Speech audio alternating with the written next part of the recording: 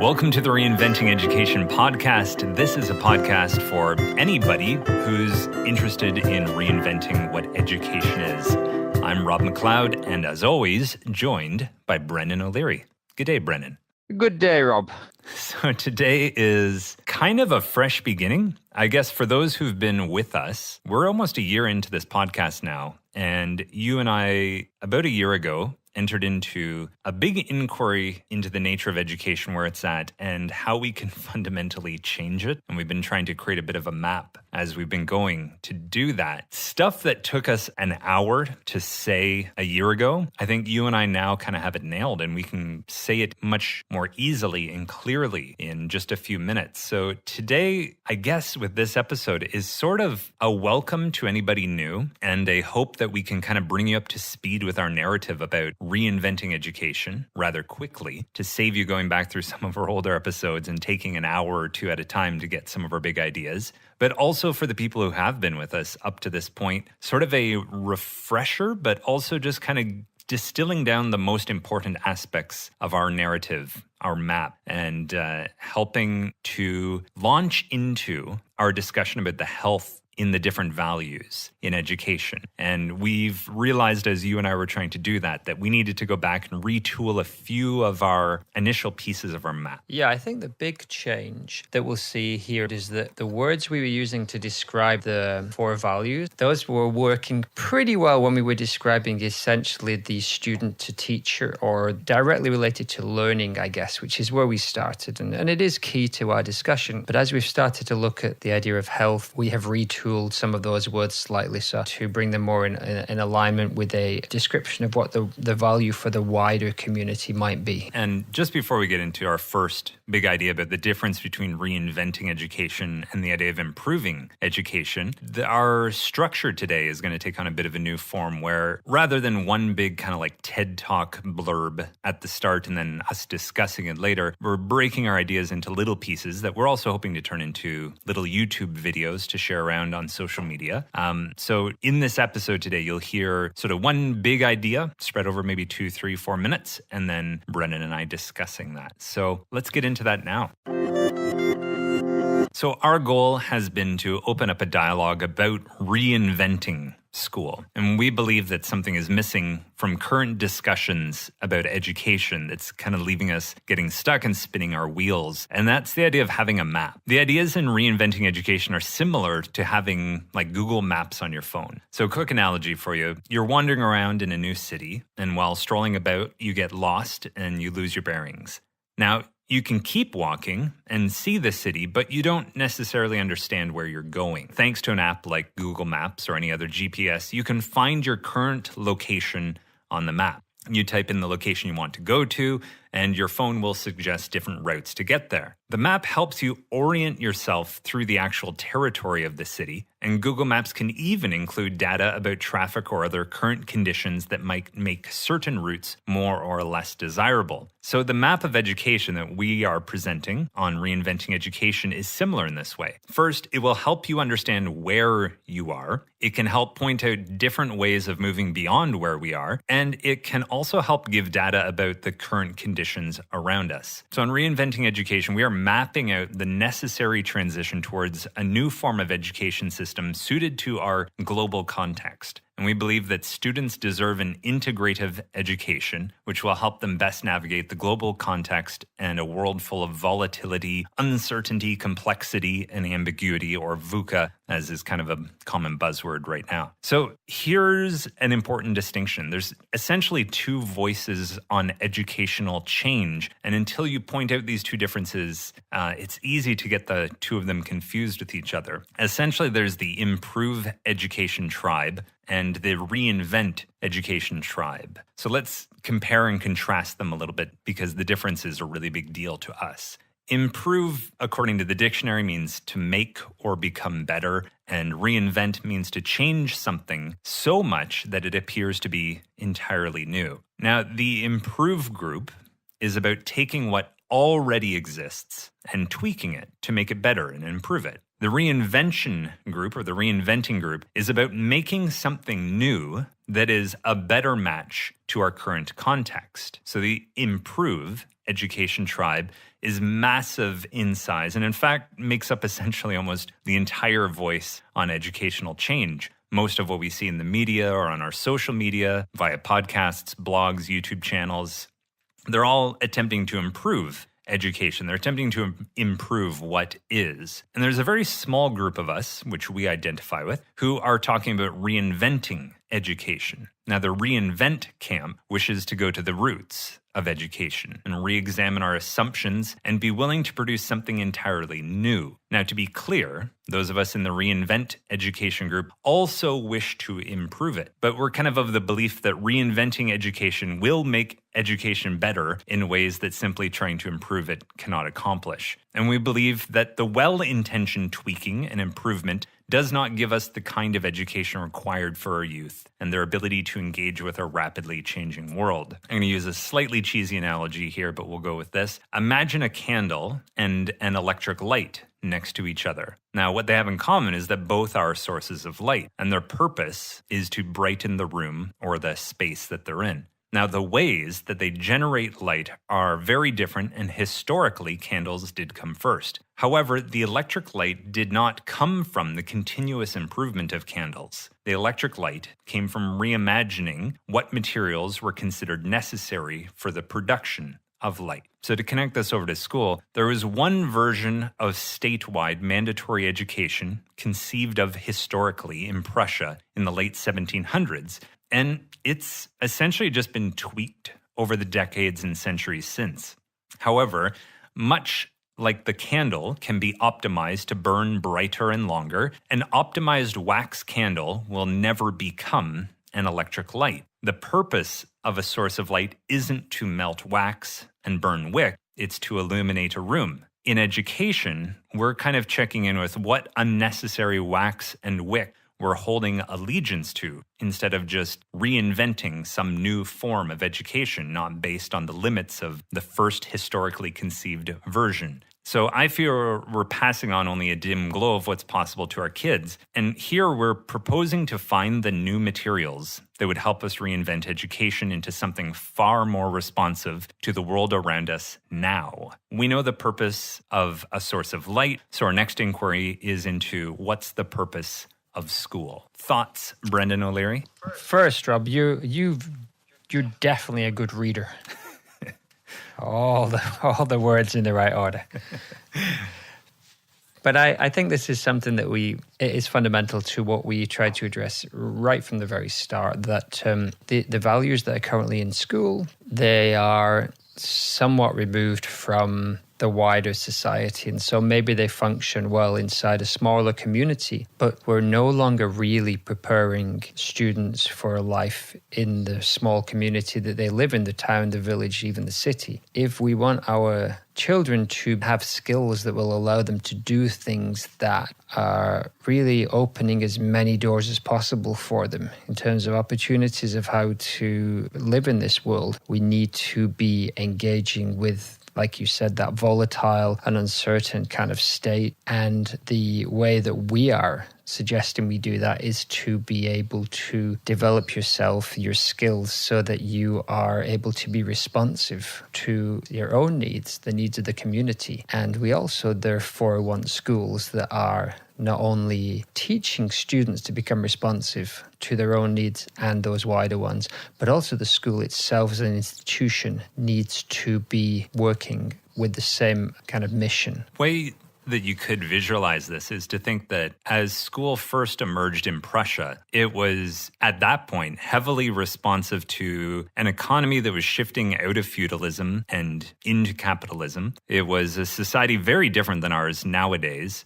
Like childhood was fundamentally different back then compared to what a 6-year-old experiences in 2019. Like child labor was still totally fine. But you had an education system that essentially was brought about nationwide in order to help the military in Prussia. And it did that extremely well. So well, in fact, that essentially every country on the face of the planet over the next century adopted the Prussian model and brought it to their own national context. Now, it's kind of like at first, school was very responsive to its societal context. But over time, the two have kind of like V'd off and diverged somewhat. That school has become its own universe, its own kind of evolving organism. But some of school's evolution has been in response to school itself and not always responding to the changes of the larger society or culture around it. And that school in itself has kind of almost become this,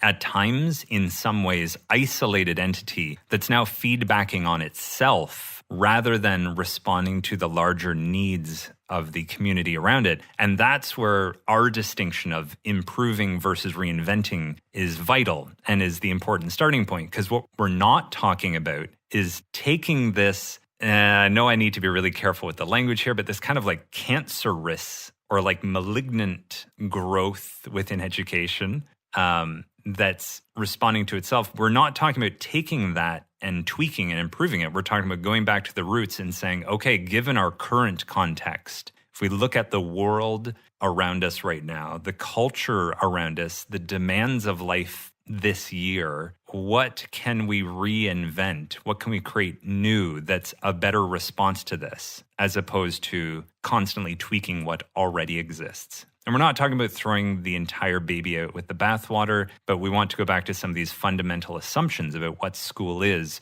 rather than just responding to the continuous narrative of what school has been. Yeah, and I think without going too deep into this at this point, I think what happened in when you had something like the one-room schoolhouse, on some level, those very small community-based schools were responding to the needs of the local community. Those students were learning some of the skills, at least, that maybe they would use in the jobs around them. But essentially, they would need to go off and learn trades and skills in guilds and so on. I think we got to a point now, and we're at this point where we have some national and even moving towards global curriculums that everything within the curriculum makes sense and is a worthwhile skill. But the very fact that they exist and they are implemented in really quite rigid programs of learning make it very, very hard for us to respond to the individual needs of the students. And in 2019, we've trained ourselves to really look for data and measurement, but we all know that what we're measuring and the data we're getting isn't necessarily accurate and isn't necessarily measuring everything we need. So now we have a challenge to move ourselves forward. And as we're saying, we don't think tweaking that system of making a curriculum or a test system or whatever that's more efficient is going to move us to that broader, more holistic, kind of responsive education system that we think is necessary for people going into the 21st century. And I think both of us were already a little bit ahead of ourselves. Maybe you can get into this idea of what is the purpose of school? So when you kind of stop and think about it, it's somewhat strange that we kind of send our children off to spend many, many hours a week in the institution of school. We have a lot of faith in it. We trust that it is a good thing in and of itself, but it's not often that we question why we allow school to play such a large role in the raising of our children and ask ourselves, what is the purpose of school? So essentially, if you take a minute to think about what the purpose of school is, you're likely to come up with one of the three following categories. Either you believe that school is for occupational preparation, it's getting you ready to participate in the next stage of school or in the job market. You may alternatively think that the main role of school is the cultivation of citizenship. They are getting you ready to participate in the wider culture, the norms, the morals of the place you live. And there's a third element that historically hasn't been quite as important, but you might feel that school's role is to get you ready for your own personal development, participate as an individual, and to work on your own skills and talents so that you can take them into the society and culture that you will be entering. And in reality, you probably have some kind of combination of those three. Now, those three aims are entirely worthy within a society. We have roles that the youth must enter into, and the culture we have is described by the writer Seth Godin, who said, "People like us do things like this." And so we want the individuals to actualize themselves in the areas of life, society, in the areas that we have deemed as important. Whether we have explicitly stated those or whether they are just implicit in our culture, whatever, that is what we value inside the school. So one way to think of school is that it's a social or cultural incubator, and it's where we develop adults for our culture and our society. Now, that sounds like a really practical kind of purpose of school. But another way to think of it is that it is the answer to that fundamental existential question of how should a human live their life? And you can look to school for some evidence of our cultural answer. Depending on where we are, the answer is slightly different. So too often, the former of that social cultural incubator is given privilege over the latter of this idea of how humans should live their life when we're attempting to change and improve schools. Now we, as members of society, in some way, we get to decide what we require students to do. And one of the current ways we do this is within the curriculum. And our curriculums are essentially a to-do list. They're the things that we say that the humans, as they're growing and passing through our system, need to come in contact with, maybe gain some skills and knowledge in this area before becoming an adult in our society. Now, when you look at it that way, you might think, really, this list of curriculum objectives, it's what we're centering around 10 to 15 years of our children's lives around. But when you look at that particular curriculum, whichever one, maybe it doesn't look like a recipe for a practical, meaningful, or even enjoyable life. So if you go to your government's website, whichever country you live in, whichever state, and you take a look at it, take a read of it and think, am I actually convinced that this is what my child should be spending most of their education doing? Now, it could be. You could think that everything on that list is in the right place and that's all that's required. And if so, great. Please stay in contact with your schools, play a really important part in your child's education. However, if, like myself and Rob, as teachers and as myself as a parent, have looked at any of the curriculums and thought, I'm not 100% convinced that this is exactly what my child or my student should really be learning and engaging with in their childhood, well, then reinventing education is for you. Thoughts on that, Rob? For me, it's this like playing with the language that I think points to something different. Because when we talk about school, so often we're talking about it from this really practical standpoint of like, we need to make sure school is getting our kids ready for the job market and, responsive to the changing world. But when you stop and like ask, you start throwing those words like existential questions and the idea that school is like the embodied, lived answer to our question, what should a human be engaged with? It kind of like opens up a whole other discussion that's just never allowed to fester over because it's potentially a volatile conversation for the status quo. And I don't mean to sound like a conspiracy theorist or like some kind of like anti-modernist, anti-capitalist, whatever type of person. The word I like to insert here, because it opens up a new way to talk about education, is like what we're doing in our schools is this how a child should be spending their childhood in our society? And when you start to ask that question, it like zooms out from the really like close up specific nature of how most of our conversations about education are like, how should we teach math? How should reading be taught? How should tests be done? When should report cards come out? What standardized tests should we do? Which ones not? And those are all important conversations. But every now and then I think you need to zoom out and go, okay, but on the macro level, is this how a great part of our childhood should be spent? And for me, when I zoom out to that level, there is just this reactive part of me that's like, no, this is bullshit. This is not, this could be so much better. This could be so different. And it just seems just like the really watered down elevator music version of like human development to me compared to like what could be possible and what you and I are starting to see happening in some really cool cutting edge schools that are maybe setting aside some of that old wax, some of those unnecessary elements of school that have maybe just been brought in due to tradition and looking at what reinvented systems, methods, all this sort of stuff of education could be. Yeah, I think The things that are easiest to measure are the things that then come front and center. So again, your multiplication and your spelling, your grammar, they're easy to measure. They're important. They're one element of maths, they're one element of reading and writing. But because they're easy to measure, they've come front and center to a curriculum, and then they're almost wagging the dog.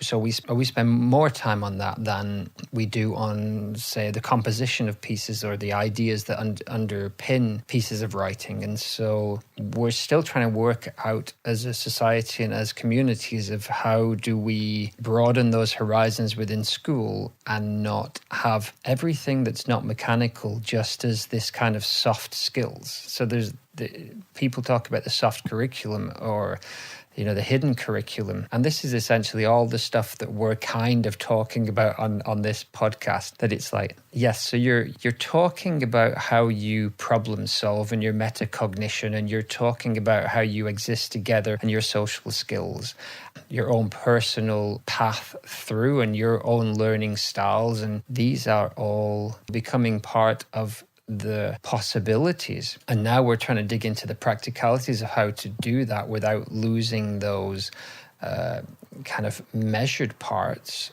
And it's super, super tricky. But yeah, we have so much time with these kids and there's so much potential for what we can do. And then we will almost put ourselves in these kind of like systems that we've locked down all of our time and our energy and our resources to do things that we generally, when we sit down together as a group of adults or professionals, will I might give this 5% of the school's time, but we're actually spending 50% of time on it.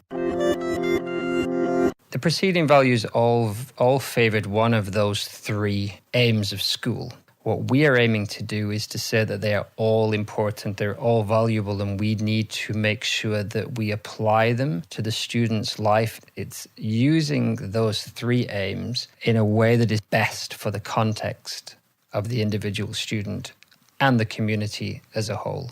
So looking at those three aims of occupational preparation, cultivation of citizenship, and self-development, and pivoting from them, being able to flexibly move between them in order to best serve a student given their context at a certain time, could be either in the day, in the year, within a unit. I think that's what my personal understanding of where we're at with our kind of aim is, that these three are key. We don't want to lose them, but each of the three values so far has favored one of them. So privileging occupational preparation, or privileging the cultivation of citizenship, privileging self-development. Yeah, these three paradigms have favored one of those over the others. Mm-hmm. And our kind of thesis or idea is that they're all really important, but it's only when you understand the context of your student and your school that you can really work out how best to apply those three goals or to achieve those three aims. Got it. So we started this conversation by talking about the idea of a map. And I think we could start now by making sure we point out the pieces of our map we've discussed so far. So the first thing that's important to have on your map, or if you were a pilot in a plane, not to switch analogies here, but one thing you'd need on your dashboard as you navigate through the skies of education would be this idea of, these are the three aims. No matter what's going on in school, in some way we're trying to serve these three aims. So the three aims: occupational preparation, cultivation of citizenship, and self-development. In some way, that's got to be on our map of education, to acknowledge that essentially when you follow all roads back, they get to one of those three starting points, that we're doing something because it hits one of those three aims. Now, the idea of how we do that is where the next piece of our map comes in. And the next piece of the map is this idea of values. And I'd like to go into an updated talk from us about the four values in education. So we've got the three aims, and we have these four values of education. What to teach is fairly standardized around the world, but how to teach those fundamentals is where conversations on education are getting lost in the woods, essentially. And this is due to the different values that individuals and groups bring with them to education. Now, we say that there are 4 different values primarily influencing what education looks like today. But no one other than us essentially is really talking about these values. And without noticing the values and without noticing their influence that they have, we're unable to see how when we talk to someone with different values, we're actually talking about something fundamentally different. We're not seeing the same thing. And our inability to see this in our discussions about education is hugely limiting, I guess, the evolution of education. So these 4 values are one of the parts of our map for navigating the reinvention of education.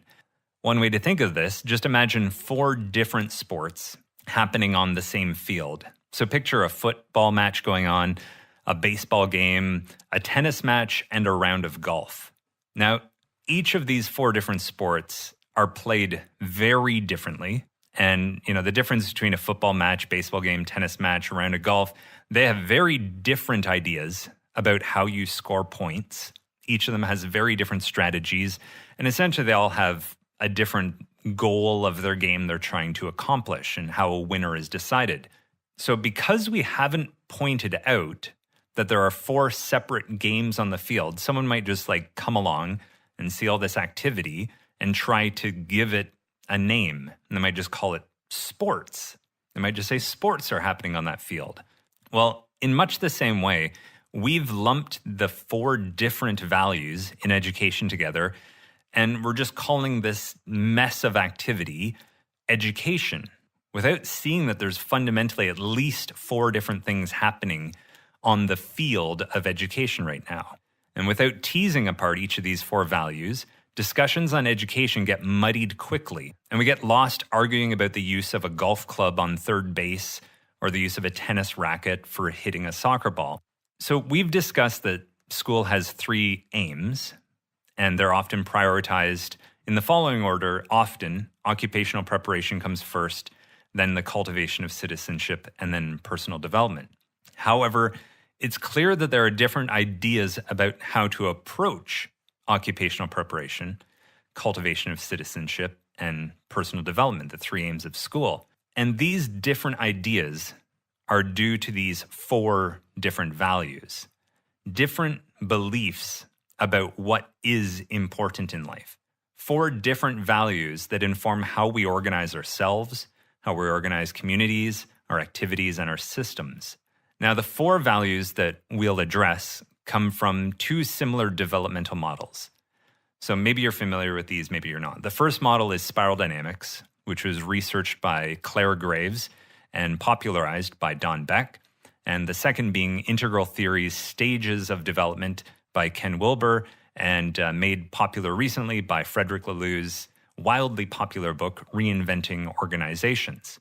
Now, if you don't know spiral dynamics or integral theory, don't worry. But both of these models give a name for each stage of development, or we're using the word value in this case. Now, they describe each of these values using a color, but both systems use kind of different colors. So rather than summarize each value with a color, we're giving them 4 different names. And the 4 names we're using for these 4 values are security, achievement, inclusion, and integration. So security, achievement, inclusion, and integration. And we'll dive into what the 4 of those mean coming up. Now, if you're new to our podcast and you're familiar with spiral dynamics or integral theory, here are how our terms of security, achievement, inclusion, and integration match up with integral theory or spiral dynamics. And if you don't know spiral dynamics or integral theory, no worries. I guess this is just sort of inside baseball for those who do. So the value of security aligns with the amber of integral and the blue of spiral dynamics. The value of achievement aligns with orange in both integral and spiral dynamics. The value of inclusion aligns with green in both integral and spiral dynamics. And integration, the value of integration, aligns with the teal value in integral or yellow in spiral dynamics. So each value is rooted as a response to a historical set of living conditions, different contexts. And each value is an adaptive organizing principle. It's kind of like the software. And we'll get into the nuts and bolts of each value in upcoming segments, but we'll discuss the gifts and drawbacks of each and what they look like when they're healthy and unhealthy and how they arose historically and what they're trying to accomplish. You can basically sum these up by saying that group members in each value, they look around the world and they see problems, and they perceive no problem that cannot be solved by a greater adherence to their core values. So essentially, whichever value we hold, we kind of double down on it as being the ultimate problem solver. It's the thing that helps us solve problems in the world around us. So for a quick appetizer, so that you can begin to see each of these 4 values and the influence they're exerting on our experience of education, on how we teach, how we organize our cultures and systems, here's a quick introduction to our 4 values. So first, security. The first national school system model emerged in Prussia in the late 1700s, and it was responding to the demands and the needs of the military at the time. The emergence of the Industrial Revolution as the economy shifted and transitioned out of feudalism towards capitalism. Some other words we might use for this are security, stability, and safety. And this value is best suited to a clear, relatively immovable pyramid of authority. Schools as a pyramid of hierarchy and roles. So you are getting ready for work in a society where there are clear roles to uphold, in a culture where clear sections and stratas are already well established, and you have a sense of duty and obedience. School is a place where you do what is asked of you by the people above you. And that goes for students doing what's being asked of them by the teachers above them, but that also goes to the teachers are doing what is being asked of them of whoever's above them in the pyramid hierarchy. So that's one of the values that's having an influence on school today. And so the next value was achievement. So by the late 1800s, we started to actually score students' work and mark their work to sort out who was doing better than others. And this was in response to the competitive and democratic capitalist need for ambition. So achievement. This is merit, reward-seeking, truth-seeking, self-determined, but within the given system, and seeking of success in general. School is a ladder which can be climbed due to your merit.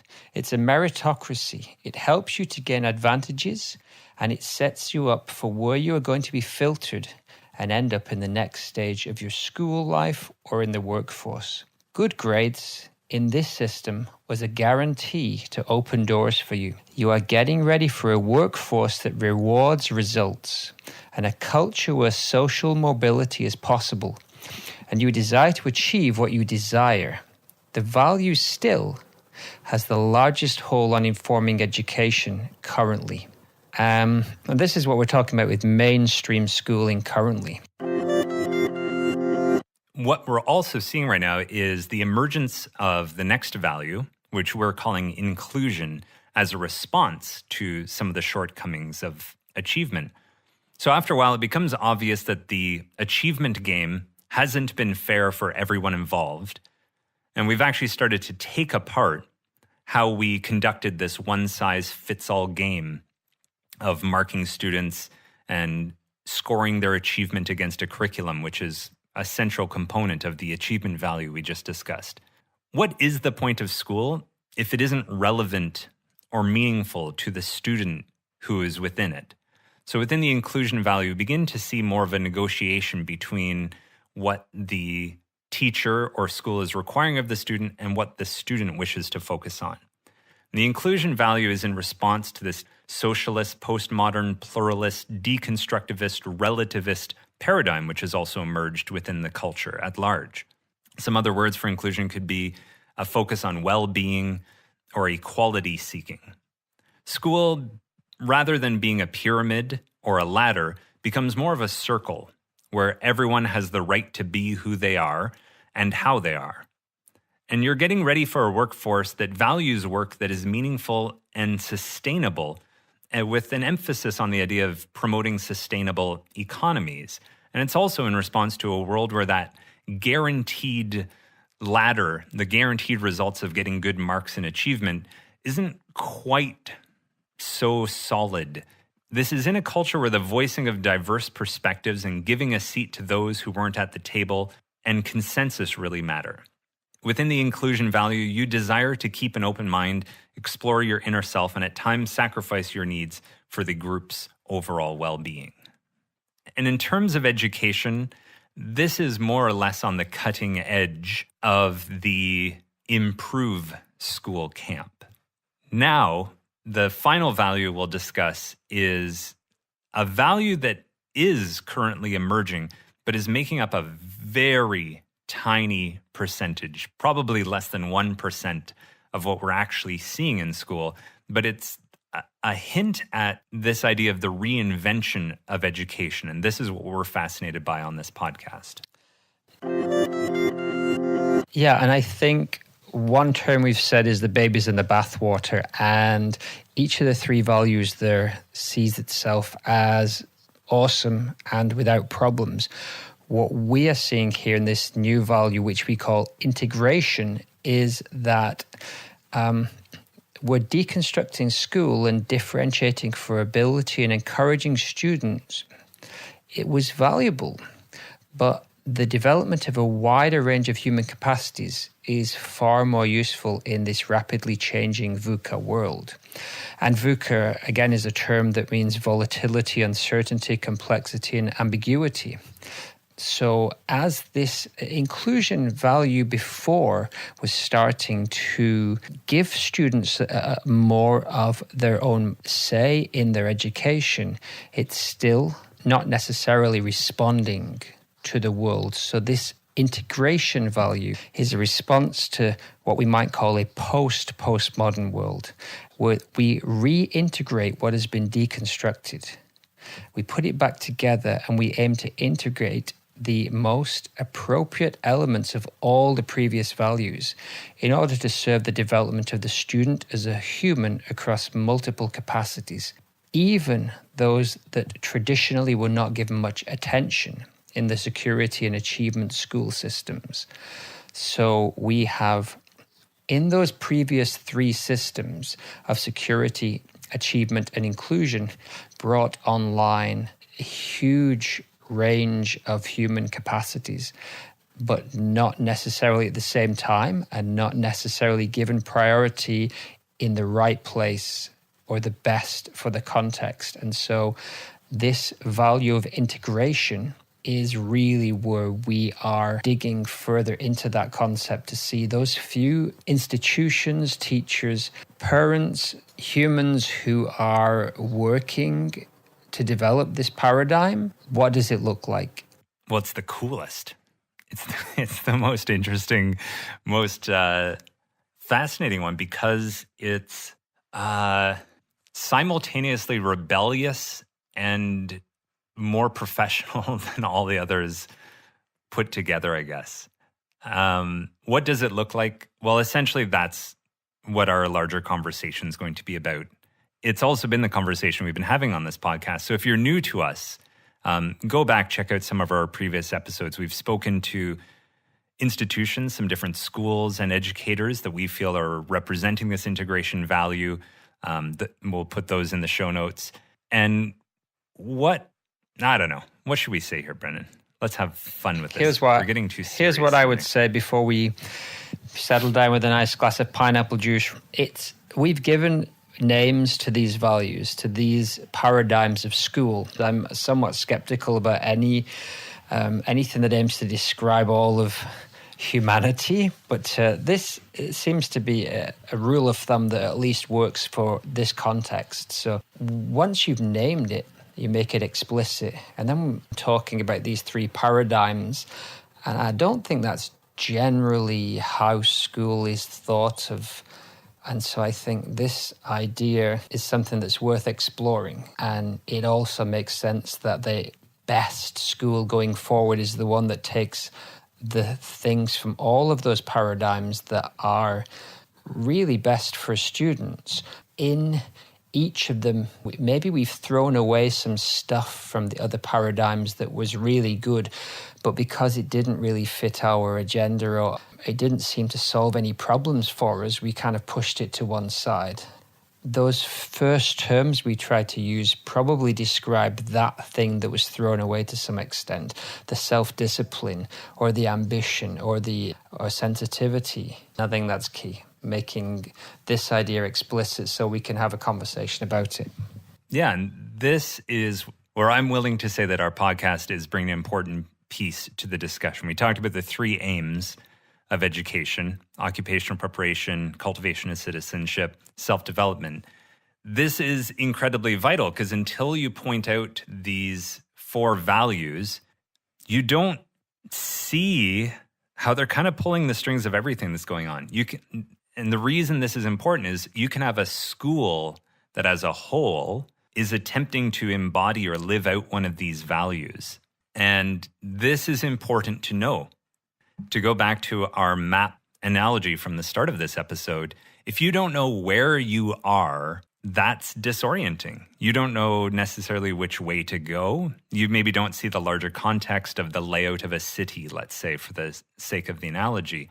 It's really helpful to know which of these 4 values your school is trying to carry out, because what you do within those schools is probably either helping to meet that value's needs or not. It's also helpful when you sit around a table at a staff meeting and you realize that, hey, our school has one of these core values, but we can have people across all 4 of these values that are either in alignment or not in alignment with the school's overall value. And you can see this in conflicts in staff rooms where, in 2019, we still have teachers and educators who are really upholding that security value. But we also have teachers who are upholding the achievement value. We also have teachers upholding the inclusion value, and you're seeing more and more teachers beginning to have elements of this integration value.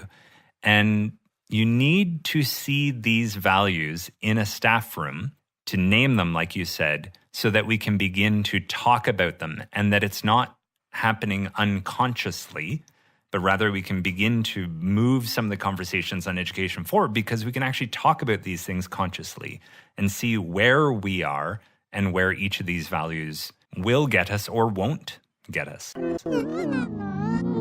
So in terms of what this podcast is trying to do, we're trying to present a map. And here in this episode, we've presented the first 2 pieces of the map, highlighting the 3 aims of school and highlighting the 4 values that are influencing school. And in our next episode, we'll get into another piece of our map, another thing that's worthy of having on our dashboards, and that's the quadrants from integral theory. Thank you very much, Rob. All right, Brendan, appreciate this chat and enjoy your PJ juice.